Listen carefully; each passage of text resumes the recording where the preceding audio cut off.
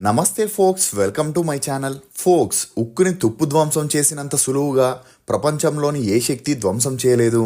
అలాగే నీ ప్రమేయం లేకుండా ఎవరు నిన్ను పాడు చేయలేరు. అసలు నేను ఈ మాట చెప్పడానికి గల కారణం, ఒకప్పటి స్టార్ హీరోయిన్ శోభన వెండితెరపై కనిపించే చాలా మంది నటీనటుల పర్సనల్ లైఫ్ తెలుసుకోవాలని చాలా మందికి ఆసక్తి ఉంటుంది. ఇక గతంలో వారి గురించి సినిమా పత్రికల ద్వారా, మ్యాగజైన్స్ ద్వారా మాత్రమే తెలిసేది. కానీ ఇప్పుడు సోషల్ మీడియా వచ్చాక వారు ఏం చేసినా తెలిసిపోతుంది. ఇక ఈ క్రమంలోనే అలనాటి తార శోభన గురించి ఒక విషయంపై ఆసక్తికర చర్చ సాగుతుంది.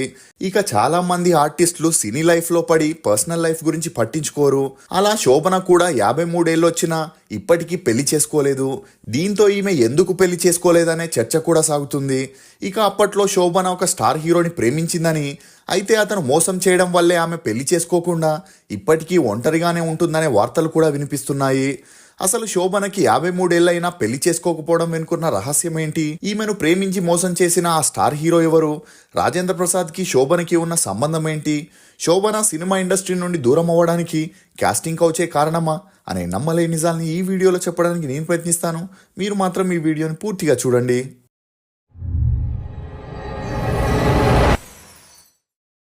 ఫోక్స్, భగవంతుడు కొట్టే దెబ్బను తట్టుకొని నిలబడగలమేమో గాని నమ్మిన వారు కొట్టే దెబ్బను తట్టుకొని నిలబడడం సాధ్యం కాదు. శోభన చంద్రకుమార్ పిల్లై అలియాస్ శోభన.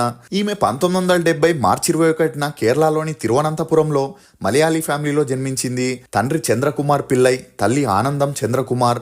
ఇక వీరికి శోభన ఏకైక సంతానం అవ్వడంతో చిన్నప్పటి నుండి చాలా గారాబంగా పెంచుకున్నారు. మనం శోభన గురించి తెలుసుకునే ముందు ట్రావెన్కోర్ సిస్టర్స్ గురించి తెలుసుకుంటే నేను చెప్పే కథ మీకు పూర్తిగా అర్థమవుతుంది. ట్రావెన్కోర్కి తిరువనంతపురం అనే మరో పేరు కూడా ఉంది. ఇక అలా కేరళని అప్పట్లో ట్రావెన్కోర్ రాజ్యం అని పిలిచేవారు. ఇక అలా ట్రావెన్కోర్లో క్లాసికల్ డాన్స్ నేర్పించే తంగప్పన్ పిల్లై, సరస్వతమ్మ అనే దంపతులు ఉండేవారు. వీరికి లలిత, పద్మిని, రాగిని అనే అమ్మాయిలు, చంద్రకుమార్ అనే అబ్బాయి కూడా ఉండేవాడు. ఇక తల్లిదండ్రి తమ కూతుళ్ళకి చిన్నప్పటి నుండే క్లాసికల్ డాన్స్ని నేర్పించి వారితో స్టేజ్ ప్రోగ్రామ్స్ని కూడా ఇప్పించేవారు. అలా అప్పట్లో క్లాసికల్ డాన్స్ని నేర్పించిన అంతలా డబ్బులు రాకపోయేసరికి వీరి ఆర్థిక పరిస్థితుల్ని దృష్టిలో పెట్టుకొని తమ కూతుళ్ళని సినిమాల్లో డాన్సర్స్గా చేర్పించాలని డిసైడ్ అయ్యారు. దీంతో తమ మకాన్ని ట్రావెన్కోర్ నుండి మద్రాస్కి మార్చేశారు. ఇక అప్పట్లో మద్రాస్లో కొన్ని స్టేజ్ ప్రోగ్రామ్స్లో, నాటకాల్లో ఈ ముగ్గురు అక్కా చెల్లెళ్ళు క్లాసికల్ డాన్స్ పర్ఫార్మెన్స్ ఇవ్వడంతో లలిత, పద్మిని, రాగిని ట్రావెన్కోర్ సిస్టర్స్గా ఫేమస్ అయ్యారు. ఇక ఈ ముగ్గురు సిస్టర్స్లో రెండో ఆమె పద్మిని. ఈమె హిందీ మూవీస్లో డాన్సర్గా ఎంట్రీ ఇచ్చి తక్కువ సమయంలోనే టాప్ యాక్ట్రెస్గా ఎదిగింది. ఇక అలా మిగిలిన ఇద్దరు సిస్టర్స్ కొన్ని సినిమాల్లో సెకండ్ హీరోయిన్స్గా, సపోర్టింగ్ ఆర్టిస్ట్గా నటించినా అందులో అంతలా గుర్తింపు రాలేదు. ఇక ఈ ముగ్గురు సిస్టర్స్కి తమ్ముడైన చంద్రకుమార్ చదువుల్లో చురుగ్గా ఉండడంతో బాగా చదివి కాలేజ్ ప్రొఫెసర్గా పనిలోకి చేరాడు. ఇక అలా చంద్రకుమార్కి ఆనందం అనే అమ్మాయితో 1965లో పెళ్లి జరిపించగా వీరి అన్యోన్య సంసారానికి గుర్తుగా 1970లో శోభన అనే అమ్మాయి జన్మించింది. ఇక చంద్రకుమార్ శోభనని అతని సిస్టర్స్ లాగే క్లాసికల్ డాన్సర్గా సినిమాల్లో హీరోయిన్ చేయాలనే ఇంట్రెస్ట్ చాలా ఉండడంతో చిన్నప్పటి నుండే ఈమెను క్లాసికల్ డాన్స్లోకి చేర్పించాడు. ఇక శోభన తన స్కూలింగ్ని మద్రాస్లో ఉండే పునీత్ థామస్ స్కూల్లో చదివింది. మొదట్లో చదువుల్లో చురుగ్గా ఉన్నప్పటికీ ఆ తర్వాత డాన్స్ మీద కాన్సన్ట్రేషన్ ఎక్కువై శోభన చదువుల్ని నిర్లక్ష్యం చేసింది. ఇక ఇదిలా ఉన్నప్పుడే శోభన తన మేనతైన లలిత గారిని చూడటానికి తరచూ తన ఇంటికి వెళ్తుండేది. ఇక అలా వెళ్లేటప్పుడే బాలీవుడ్ హీరోయిన్ అయిన హేమామాలిని తల్లి జయ చక్రవర్తి లలిత గారి ఇంటికి రావడం జరిగింది. ఇక అలా శోభన చాలా క్యూట్గా ఉండడంతో 10 ఏళ్లున్న శోభనకి సినిమాల్లో యాక్ట్ చేయాలనే ఇంట్రెస్ట్ ఉందని తెలుసుకున్న జయ చక్రవర్తి శంకర్ లాల్ అనే ప్రొడ్యూసర్కి పరిచయం చేయడం జరిగింది. ఇక అలా శోభనకి మంగళనాయకి అనే మూవీలో బాలనటిగా ఛాన్స్ ఇవ్వడం జరిగింది. అలా ఆ మూవీ 1980లో రిలీజ్ అయి ఓకే టాక్ తెచ్చుకుంది. ఇక ఈ మూవీతో వచ్చిన గుర్తింపుతో 1982లో భానుమతి గారు డైరెక్ట్ చేసిన భక్త ధ్రువ మార్కండేయలో శోభనకి బాలనటిగా నటించే అవకాశం వచ్చింది. అలా ఈ మూవీ 1982లో రిలీజ్ అయి ఓకే టాక్ తెచ్చుకుంది. ఇదిలా ఉంటే బాలనటిగా చేస్తే ఆ తర్వాత హీరోయిన్ అవ్వలేదని శోభన తల్లిదండ్రులకి కొంతమంది సలహా ఇవ్వడంతో 2 సంవత్సరాలు సినిమాల నుండి బ్రేక్ తీసుకొని హీరోయిన్ అవ్వడానికి కావలసిన తయారీలో పడ్డారు. ఇక అలా శోభన 7వ తరగతి చదువులకి ఫుల్ స్టాప్ పెట్టేసి సినిమాల్లో హీరోయిన్ అవ్వాలనే ట్రయల్స్ ని మొదలెట్టింది. అలా అప్పట్లో మలయాళం మూవీస్ లో టీనేజ్ అమ్మాయిలతో హీరోగా, డైరెక్టర్ గా చేసే బాలచంద్ర మేనన్ ఏప్రిల్ 10 అనే మూవీని ప్లాన్ చేయడం తెలుసుకున్న శోభన తల్లిదండ్రులు ఆ మూవీ ఆడిషన్ కి వెళ్లడం జరిగింది. ఇక అలా 14 ఏళ్లున్న శోభన లుక్స్ ఆ మూవీకి సెట్ అవడంతో 45 ఏళ్లున్న బాలచంద్ర సరసన శోభనని హీరోయిన్ గా ఫిక్స్ చేశారు. ఇక అలా ఏప్రిల్ 10 మూవీ 1984 ఏప్రిల్ 12న రిలీజ్ అయి ఓకే టాక్ రావడంతో నెక్స్ట్ మూవీయే కమల్ హాసన్ తో శోభనకి ఎన్కూల్ వర్వన్ అనే మూవీలో సెకండ్ హీరోయిన్ గా చేసే ఛాన్స్ వచ్చింది. అలా ఆ తర్వాత తెలుగులో లేడీస్ మ్యాన్ అయిన చంద్రమోహన్ తో శోభన మార్చండి చట్టాలు అనే మూవీ ద్వారా తెలుగులోకి కూడా అరంగేట్రం చేసిన ఆ మూవీ రిలీజ్ అయి ఫ్లాప్ అయింది. నేను ప్రీవియస్ వీడియోలో చెప్పినట్టు అప్పట్లో సినిమా ఇండస్ట్రీ మొత్తం మద్రాసులోనే ఉండడంతో ఒక టీనేజ్ అమ్మాయి ఛాన్స్ల కోసం ట్రై చేస్తుంది అంటే అక్కడుండే అన్ని ఇండస్ట్రీ వారు పిలిచి మరీ ఏదో ఒక క్యారెక్టర్ని ఆమెకి ఇచ్చేవారు. కానీ శోభన మాత్రం అన్ని భాషల్లో మలయాళంకే ఎక్కువ ప్రియారిటీ ఇవ్వడంతో మలయాళంలోనే ఎక్కువ సినిమాలు చేయడం జరిగింది. అలా కనుమరాయత్తు అనే మూవీ చేసేటప్పుడు హీరో మమ్ముట్టితో పెరిగిన మంచి స్నేహం కారణంగా కలియోంజల్, ముక్తి, యాత్ర, చరిత్రమని 50కి పైగా వీరిద్దరూ సినిమాల్లో కలిసి నటించడం జరిగింది. దీంతో వీరిద్దరి మధ్య ఏదో జరుగుతుందని, అందుకే మమ్ముట్టి తను చేసే అన్ని మూవీస్లోనూ శోభనకి ఛాన్స్ ఇస్తున్నాడనే వార్తలు అప్పట్లో వైరల్ అయ్యాయి. కానీ శోభన మాత్రం ఒకవైపు మమ్ముట్టితో సినిమా ఛాన్స్ల కోసం క్లోజ్ గా ఉంటూ మరోవైపు హీరో రెహమాన్ తో పెరిగిన మంచి సన్నిహిత్యం కారణంగా వీరిద్దరూ ప్రేమలో పడ్డారు. అలా వీరిద్దరూ కలిసి చిలంబు, తమిళ్, ఉపహారం, పదవి, ఆయిరం, కన్నుక్కులని 15 సినిమాల వరకు కలిసి నటిస్తూ సీరియస్ రిలేషన్లో ఉండేవారు. ఇక ఇదిలా ఉంటే 1989 వచ్చేసరికి శోభనకి 19 ఏళ్ళు అవ్వడంతో శోభన రెహమాన్ని పెళ్లి చేసుకుని లైఫ్లో సెటిల్ అవ్వాలనుకుంది. కానీ ఈమె తల్లిదండ్రులకి మాత్రం కూతురు స్టార్ హీరోయిన్ గా ఎదిగి బాగా సంపాదించే సమయంలోనే పెళ్లి చేసుకుని వెళ్ళిపోతే ఇన్కమ్ లేకుండా పోతుందని ఆ పెళ్లికి వారు ఒప్పుకోలేదు. అంతేకాకుండా రెహమాన్ని ఈ పెళ్లి నుండి తప్పుకోమని మమ్ముట్టి, మోహన్ లాల్ తో వార్నింగ్ ఇప్పించడం జరిగింది.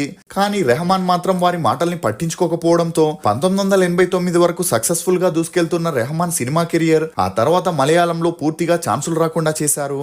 దీంతో రెహమాన్ కి చేసేదేమీ లేక తమిళ్ మూవీస్ లో ట్రై చేస్తూ అక్కడే యాక్ట్ చేయడం మొదలెట్టాడు. ఇక ఇదే విషయంపై శోభనకి ఆమె తల్లిదండ్రులకి తరచూ గొడవలు జరుగుతున్నా సినిమాలకి గుడ్ బై చెప్పేసి రెహమాన్ ని పెళ్లి చేసుకోవాలని శోభన డిసైడ్ అయింది. ఇక అలా తమిళ్లోనూ రెహమాన్ కి రజనీకాంత్, కమల్ హాసన్ నుండి వార్నింగ్ ఇప్పించడంతో ప్రేమ కన్నా తన కెరియరే ఇంపార్టెంట్ అనుకున్న రెహమాన్ 1993లో ఏఆర్ రెహమాన్ భార్య అయిన సైరా బాను చెల్లెలు మెహరునిసాని రెహమాన్ పెళ్లి చేసుకోవడంతో అప్పటి నుండి శోభనతో ఉన్న రిలేషన్ కి ఫుల్ స్టాప్ పడింది. ఇక రెహమాన్ పెళ్లితో హార్ట్ బ్రేక్ అయిన శోభన రెహమాన్ చేసిన ద్రోహాన్ని తట్టుకోలేకపోయింది. అయినా చేసేదేమీ లేక తన కెరియర్ మీదే దృష్టి పెట్టింది.